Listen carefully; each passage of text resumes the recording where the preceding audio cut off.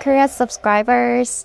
I'm Seyoung Kim, and I'm a Deputy Director in the Ministry of Foreign Affairs Digital Public Diplomacy Division.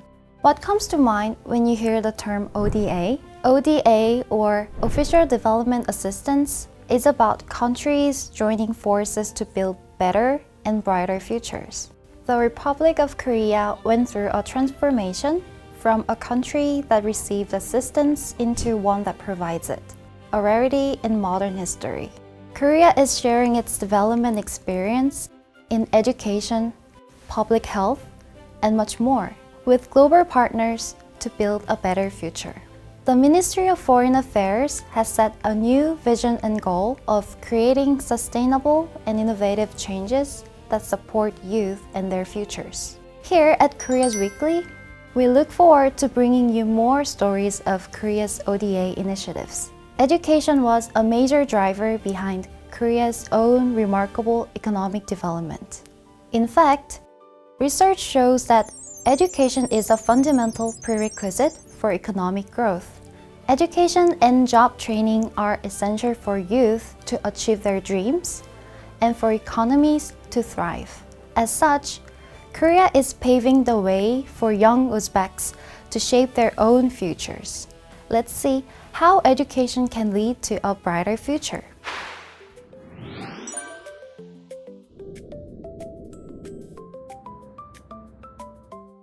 Welcome to Tashkent, the capital of Uzbekistan. Tashkent is famous for its iconic landmarks, such as Amir Temur Square and the Minor Mosque. The Korean embassy here oversees various ODA projects, so let's head inside and find out more. 안녕하세요. 우선 코리아즈 구독자분들께 자기소개 한번 부탁드려요. 안녕하세요. 저는 주 우즈베키스탄 대사관에서 ODA를 담당하고 있는 김정훈 서기관이라고 합니다. 제가 듣기로는 우즈베키스탄에서 많은 ODA 사업이 이루어진다고 들었는데 어떤 사업들이 이루어지고 있나요? 한국은 보건위생, 교육, 지역개발 등 다양한 분야에서 우즈베키스탄과 협력을 하고 있는데요. 인재 양성을 위한 직업 훈련이 대표적인 사례예요. 청년들이 더 많은 기회를 얻고 자신의 미래를 스스로 준비할 수 있도록 돕고 있습니다. 왜 우즈베키스탄에서는 청년들을 위한 활동을 많이 하나요? 사무관님, 우즈베키스탄 전체 인구 중 청년층 비율이 몇 % 정도 되는지 아세요? 글쎄요. 대한민국에서는 청년층이 약 20% 정도인데요. 놀라지 마세요. 우즈베키스탄에서 30세 미만 청년층 비율이 무려 64%예요. 진짜 많네요. 맞아요. 우즈베키스탄은 젊음이 가득한 나라예요.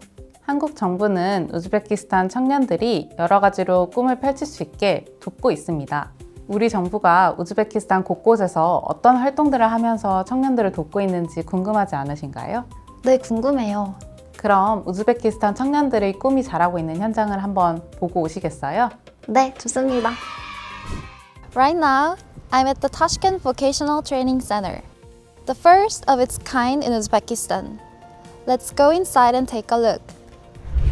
With the help of the Uzbekistan government, the Korean government established 5 vocational training centers across the country to provide more opportunities for Uzbek youth to learn vocational skills. В Ташкентском учебном центре подготовка и переподготовка незанятого населения. Мы здесь обучаем 6 месяцев и 2 месяца у нас практика. У нас есть IT-направление, электрика, электромонтаж, ремонт автомобилей и машинотехника – это токарный станок и сварочное направление. На сегодняшний день у нас обучается 720 студентов. В 90-е годы было очень тяжело с учебными процессами, как раз по рабочим профессиям. Вот у нас они восприняли очень тепло. Почему? Потому что если около 7 тысяч студентов на сегодняшний день проучились у нас, 95% из них трудообеспечены. У нас около 100 партнеров с койки. Это большие заводы, фабрики. Мы приглашаем инженеров во время выпускных экзаменов. Смотрели, что они способны, на что они способны, работу с нашими студентами. Я сам участвую во всех экзаменах и сам наблюдаю, как это все проходит. И когда они, вот у них глаза радость, то, что они пришли без навыков, ничего не умея, а выходят отсюда специалистом, вот колоссально я получаю от этого удовольствие. ko'p narsa. Вот мы очень много что научились у Кореи. У агентства Койка это международные стандарты обучения. Постоянно вот у нас по каждому направлению обучаются ребята, и по каждому направлению у нас волонтеры. Это большой успех. Южная Корея и агентство Койка это наши большие братья. Это очень хорошие партнеры. Demek, O'zbekistondagi barcha servislar bilan katta yirik servislar bilan muntazam ishlaydigan sitevый marketing bo'yicha sitevый servislar bilan ham ish olib boryapmiz. Bulardan avtoritetlar, katta mega anaqalar, Hyundai, Kia servislari va o'zimizdan GM servislar bilan katta ish. Misol uchun bizani bitiruvchimiz bizga telefon qilib, ustoz, mana qo'limga birinchi oyligim oldim, mana ketyapman deb. Sizlarga katta rahmat, shunchalik bizga o'rgatgan hunarlaring orqadan mana mevasini yeyapman desa, o'shandan katta baxt beradi. During 8 months of theoretical and practical sessions, the students strive to make their dreams come true. Bu yerga eshitib, surishtirib, bu yerda natija yaxshi bo'lganiga hisobiga, shu yerga. Bu markazni tanlagan sabab Bu markazning yaxshi tomoni shundayki, eng so'nggi chiqqan texnologiyalar asosida ta'mirlashning, misol uchun avtomobil yo'nalishida bo'ladigan bo'lsa, avtomobillarda texnik ta'mirlash, ularga texnik xizmat ko'rsatish, servis sohalarini amaliy tarzda juda tushunarli va a'lo darajada o'rgatish. I met a young man who successfully got a job in his desired workplace after graduating from the Tashkent Vocational Training Center. Men hozir avtomobillarga diagnostika qilib, elektr va diagnostika yo'nalishi bo'yicha shu amaliyotga kelib, hozir ishga olindim. Albatta, Toshkent shahar kasbiy ko'nikmalar mintaqaviy markazida boshlang'ich bilimni oldim. O'zim uchun ko'nikmalar ancha asqatyapti bu yerda. Albatta tavsiya qilaman, chunki hamma sharoitlar bor. Ustozlari qo'ldan kelgancha o'zlarining bilimlarini berishadi. Amaliy desa amaliy, nazariy desa nazariy, hammasini berishadi. It was inspiring to meet so many ambitious young people. Their energy is contagious. Next, we are heading over to another vocational training center.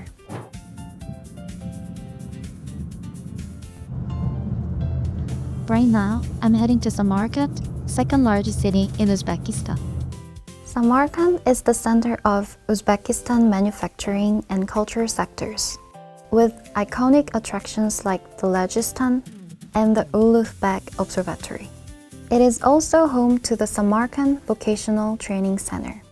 Bizdagi Samarqanddagi kasblarga o'qitish markazi 2016-yilda Koreya Xalqaro hamkorlik agentligi Koyka loyihasi doirasida O'zbekiston Respublikasi Mehnat vazirligi bilan hamkorlikda tashkil etilgan.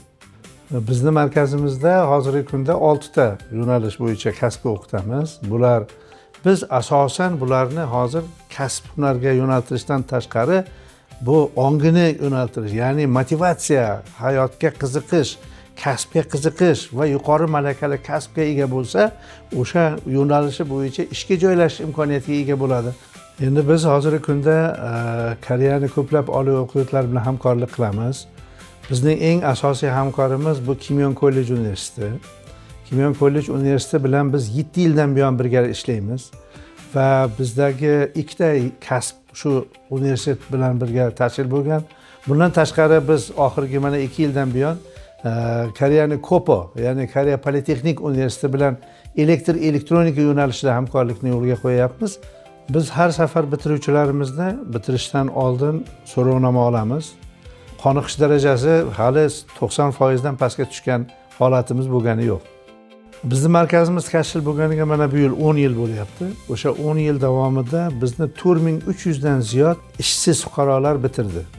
Va biz mana shu bitiruvchilarimizni hozir anchagina qismi Koreya korxonalarida ishlayotganligi, bundan tashqari bizni bitiruvchilarimiz boshqa Yevropa mamlakatlarida, bu tomonda Isroilda, Turkiyada va hokazo mamlakatlarda ham faoliyat yurityapti. Va ishga joylashish darajasi bizda 90% atrofida.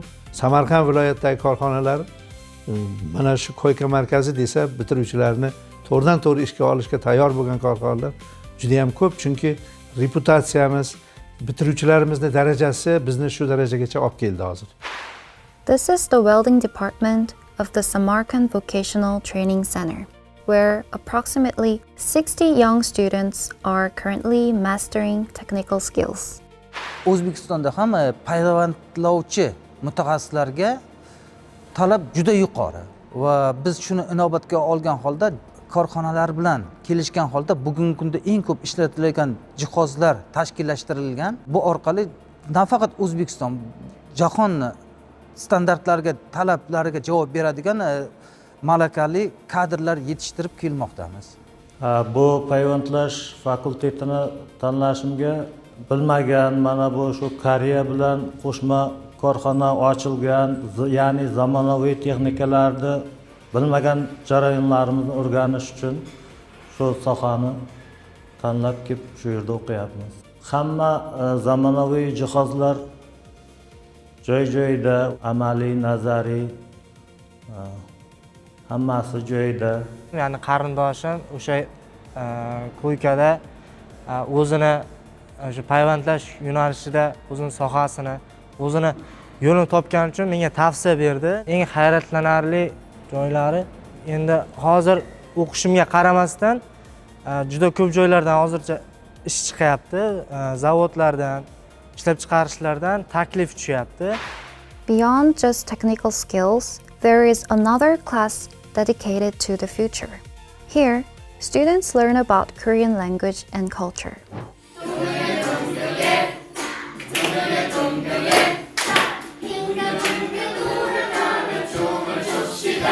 Koreyada hozircha o'qishni xohlayman. Kelgusida Koreya hamda O'zbekiston o'rtasidagi ko'prik bo'la oladigan inson bo'lishni ham xohlayman. 한국의 문화를 재밌어요 하고 좋아요.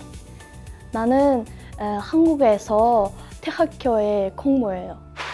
How are the graduates of the Vocational Training Center making their dreams come true? To find out, we visited one graduate at his workplace. Let's hear about his experience. Shall we go in? Samarqand davlat kasb-hunarga o'rgatish markazida o'qiganimdan keyin juda ham yaxshi bo'ldi. Avvalambor stabilniy ishga joylashdim. Men yoshlarga aytardim, avvalambor kasb-hunar o'rgansin. Men Samarqand ko'ykasiga kirishni tavsiya qilaman avvalambor. Asosiy ustun jihati bular nazariy jihatdan o'zbekcha aytganda, demak, bilimlari yuqori. Albatta, shundan men xulosa qildimki, ko'yka markazida nafaqat amaliyot, balki nazariy jihatidan ham o'rgan. Shu jihatda menga yoqdi. His dream is to start his own company and bring the newest technologies to Uzbekistan by partnering with Korean companies. His journey has only just begun. Through the 5 vocational training centers in Uzbekistan, up to 13,000 young people have been empowered with valuable job skills. The Samarkand Vocational Training Center also has another special facility, the Incubation Center. This center helps young people to take their first steps towards starting their own businesses. Bu markaz deyarli 100% bizni muammolarimizni hal qilyapti. Avval bizlar uchun qiyin bo'lgan narsalar bu yerga o'qishga kelganimizdan keyin osonlashdi ancha. Bu yerda insonni rivojlanish uchun, biznesni rivojlantirish uchun hamma sharoitlar bor. Komanda, yaxshi ustozlar bor, yaxshi atmosfera bor. There are many aspiring entrepreneurs like Azamat in Uzbekistan. But starting a business is not always easy because the startup ecosystem is still in its early stages. The Korean government and the Uzbekistan Chamber of Commerce and Industry opened UEnter, where future entrepreneurs' dreams come true. В настоящий момент все наши офисы, они переполнены резидентами, у нас нет ни одного свободного места, что нас очень радует, и выходить на новые уровни и увеличивать прибыльность, если эта компания уже оказывает конкретные условия, или запускать какое-то свое дело, если это начинающий стартап-проект. Уже сегодня UEnter зарекомендовал себя как один из ведущих игроков стартап-экосистемы. Мы работаем Сам центр UEnter, он был построен и полностью адаптирован с учетом корейского опыта. И эта концепция хорошо сработала. Мы считаем, что было бы целесообразно, если бы агентство «Койка» продолжило бы эту работу, расширяя взаимодействие свое с вузами Узбекистана, взаимодействие непосредственно с вузами регионов, с местными игроками и расширяло бы свой опыт на всей территории Республики Узбекистан. Here, many Uzbek youth are working hard for their future. Let's hear their stories.